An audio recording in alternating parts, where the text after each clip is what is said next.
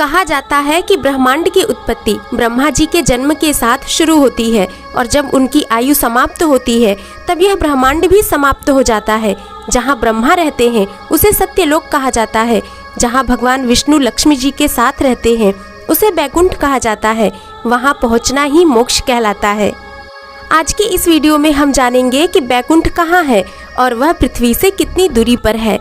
लेकिन उसके पहले हम ये जानने का प्रयास करते हैं कि क्या सचमुच बैकुंठ जैसा कोई स्थान इस ब्रह्मांड में है या सिर्फ एक कल्पना मात्र है। बैकुंठ का शाब्दिक अर्थ है जहाँ कुंठा ना हो। कुंठा यानी निष्क्रियता, अकर्मण्यता, निराशा, हताशा, आलस्य और दरिद्रता। इसका मतलब है कि बैकुंठ धाम ऐसा स्थान है जहाँ कर्महीनता नहीं है, निष्क्रियता नहीं है। कहते हैं कि मरने के बाद पुण्य कर्म करने वाले लोग बैकुंठ जाते हैं। हालांकि वेदों में ऐसा कुछ भी वर्णित नहीं है कि मृत्यु के बाद लोग स्वर्ग या बैकुंठ जाते हैं। वेदों में मरने के बाद की गतियों के बारे में उल्लेख मिलता है और मोक्ष पर ही ज्यादा चर्चा है। हम जो भी जानकारी आपको देंगे वह पुराणों की धारणा के अनुसार ही देंगे कि बैकुंठ धाम कहाँ है और वह कैसा है। हिंदू धर्म के अनुसार कैलाश पर महादेव ब्रह्मलोक में ब्रह्मदेव निवास करते हैं। उसी तरह भगवान विष्णु का निवास बैकुंठ में बताया गया है। बैकुंठ लोक की स्थिति 3 जगह बताई गई है, धरती पर, समुद्र में और स्वर्ग के ऊपर। बैकुंठ को विष्णु लोक और बैकुंठ सागर भी कहते हैं। भगवान श्री कृष्ण के बाद इसे गोलोक भी कहा जाने लगा। चूँकि श्री कृष्ण और विष्णु एक ही है, इसलिए श्री कृष्ण के निवास स्थान को भी बैकुंठ कहा जाता है। पहला बैकुंठ धाम धरती पर है। धरती पर बद्रीनाथ, जगन्नाथ और द्वारिकापुरी को भी बैकुंठ धाम कहा जाता है। चारों धामों में सर्वश्रेष्ठ हिंदुओं का सबसे पवित्र तीर्थ बद्रीनाथ नर और नारायण पर्वत श्रृंखलाओं से घिरा अलकनंदा नदी के बाएं तट पर नीलकंठ पर्वत श्रृंखला की पृष्ठभूमि पर स्थित है। भारत के उत्तर में स्थित यह मंदिर भगवान विष्णु का दरबार माना जाता है। बद्रीनाथ धाम में सनातन धर्म के सर्वश्रेष्ठ आराध्य देव श्री बद्रीनारायण भगवान के 5 स्वरूपों की पूजा अर्चना होती है। विष्णु के इन 5 रूपों को पंचबद्री के नाम से जाना जाता है। श्री विशाल बद्री, श्री योगा ध्यान बद्री, श्री भविष्य बद्री, श्री वृद्ध बद्री और श्री आदि बद्री। बद्रीनाथ के अलावा द्वारिका और जगन्नाथपुरी को भी बैकुंठ धाम कहा जाता है। कहते हैं कि सतयुग में बद्रीनाथ धाम की स्थापना नारायण ने की थी। त्रेता युग में रामेश्वरम की स्थापना स्वयं भगवान श्री राम ने की थी। द्वापर युग में द्वारिका धाम की स्थापना योगीश्वर श्री कृष्ण ने की और कलयुग में जगन्नाथ धाम को ही बैकुंठ कहा जाता है। पुराणों में धरती के बैकुंठ के नाम से जाना जाने वाला जगन्नाथपुरी का मंदिर पूरी दुनिया में प्रसिद्ध है। ब्रह्म पुराण और स्कंद पुराण के अनुसार पुरी में भगवान विष्णु ने पुरुषोत्तम नील माधव के रूप में अवतार लिया था। दूसरे बैकुंठ की स्थिति धरती के बाहर बताई गई है। इसे ब्रह्मांड से बाहर और तीनों लोकों से ऊपर बताया गया है। यह धाम दिखाई देने वाली प्रकृति से 3 गुना बड़ा है। इसकी देखरेख के लिए भगवान के 96 करोड़ पार्षद तैनात हैं। हमारी पृथ्वी से मुक्त होने वाली हर जीवात्मा इसी परम धाम में शंख, चक्र, गदा और पद्म के साथ प्रविष्ट होती है। वहाँ से वह जीवात्मा फिर कभी भी वापस नहीं होती है। यहाँ भगवान विष्णु अपनी 4 पटरानियों श्रीदेवी, भूदेवी, नील देवी और महालक्ष्मी के साथ निवास करते हैं।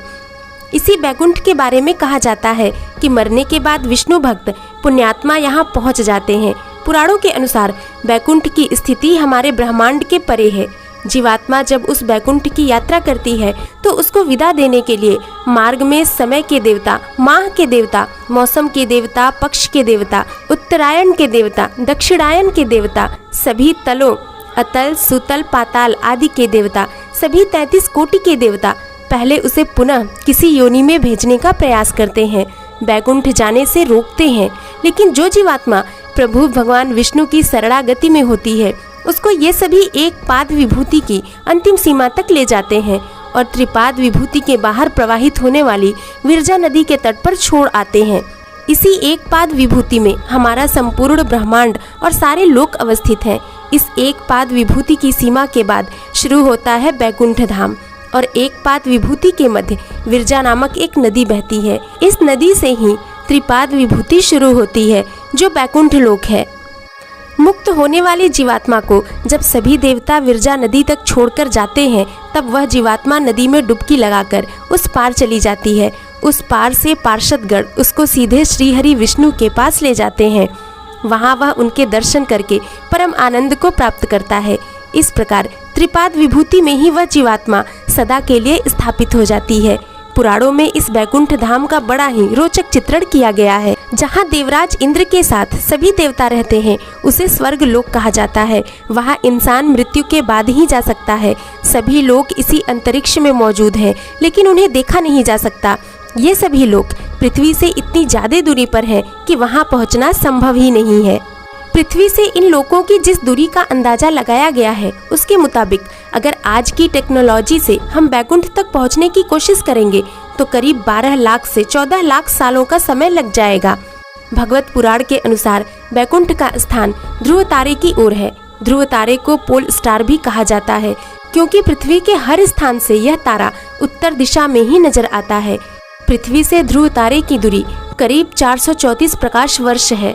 ध्रुव लोक से करीब 1 करोड़ योजन की दूरी पर महरलोक है। कहा जाता है कि इस लोक का वातावरण बेहद खुशनुमा और खूबसूरत है। पुराणों के अनुसार जो लोग जीवन भर सामान्य इंसान की तरह रहते हैं और किसी के साथ बुरा नहीं करते, वे मृत्यु के बाद इसी लोक में जाते हैं। महरलोक के ऊपर 2 करोड़ योजन की दूरी पर है जनलोक, जहां ऐसे लोगों की आत्माएं जाती हैं जो बिना किसी स्वार्थ की दूसरों की मदद करते रहते हैं।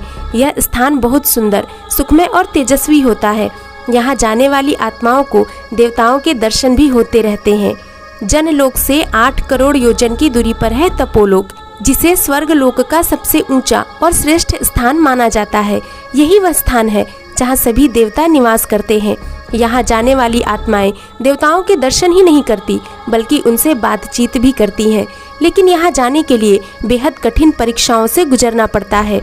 जो लोग पूरे जीवन भर अपने स्वार्थ का पूरी तरह त्याग करके केवल दूसरों के बारे में ही सोचते हैं और दूसरों की ही मदद करते हैं, साथ ही हमेशा भगवान की सच्ची भक्ति में ही लगे रहते हैं, उन्हीं लोगों की आत्माएं इस लोक में जा सकती हैं। इसके बाद तपोलोक से 12 करोड़ योजन दूर है सत्यलोक, जहाँ परमपिता ब्रह्मा और माता सरस्वती रहते हैं। कहा जाता है कि यहाँ आत्माएं नहीं पहुँचती, सिर्फ वही पहुँचती हैं जो कई जन्मों से पुण्य कर्म में लगी रहती हैं। सत्यलोक से 2 करोड़ 62 लाख योजन की दूरी पर है बैकुंठ लोक, जहाँ भगवान विष्णु माता लक्ष्मी के साथ निवास करते हैं। यहाँ जाने के बाद जन्म मरण के बंधन से मुक्ति मिल जाती है, इसलिए बैकुंठ को ब्रह्मांड का अंत भी कहा जाता है। हालांकि पुराणों के अनुसार बैकुंठ से भी ऊपर है गोलोक, जहाँ भगवान कृष्ण और राधा जी निवास करते हैं। अगर इन सभी दूरियों को मिला दिया जाए तो पृथ्वी से बैकुंठ तक की दूरी लगभग 4 पदम 10 मील 40 खरब किलोमीटर से भी बहुत ज़्यादा है। और अगर हम आज की टेक्नोलॉजी के जरिए वहां पहुंचने की कोशिश करें तो कितना समय लग जाएगा, आइए जानते हैं। आज के समय में हम स्पेस क्राफ्ट से 39 किलोमीटर प्रति घंटे की रफ्तार से ट्रैवल कर सकते हैं। अगर इसी स्पीड से हम बैकुंठ जाएं तो हमें 10 अरब 520 करोड़ 30 लाख 85 हजार घंटे लगेंगे। मान लीजिए ऐसी टेक्नोलॉजी विकसित हो जाए जो हमें 1 ही महीने में बैकुंठ पहुंचाने में सक्षम हो, तो क्या हम पहुंच पाएंगे? इसका जवाब है नहीं, क्योंकि बैकुंठ हमें दिखाई ही नहीं देगा, क्योंकि वह भौतिक जगत में है ही नहीं। वह दूसरे आयाम में है। लंबाई, चौड़ाई, गहराई और समय, इन 4 आयामों के अलावा मनुष्यों की पहुंच दूसरे आयामों तक नहीं हो पाई है। जैसे हिमालय में भी एक शहर है, या उसको आश्रम भी कहा जाता है, जो ज्ञानगंज या सिद्धाश्रम के नाम से जाना जाता है। यह आश्रम होने के बावजूद हमें दिखाई नहीं देता है, क्योंकि वह शहर या आश्रम दूसरे आयाम में है। लेकिन बैकुंठ तक हमारा पहुंचना संभव हो सकता है। इसके लिए आध्यात्म की राह पर चलना होगा, सत्कर्म करना होगा। कलयुग में नाम जप, भक्ति और भजन बैकुंठ प्राप्ति या मोक्ष के लिए सर्वोत्तम बताया गया है। आध्यात्मिकता ही एक ऐसा मार्ग है जो मनुष्य को दूसरे आयामों में पहुंचा सकता है। वही मनुष्य को बैकुंठ की प्राप्ति भी करवा सकता है। दोस्तों, बैकुंठ के संबंध में आपकी क्या राय है? कमेंट बॉक्स के जरिए हमें जरूर बताएं। वीडियो को लाइक करें, शेयर करें, चैनल को सब्सक्राइब करें।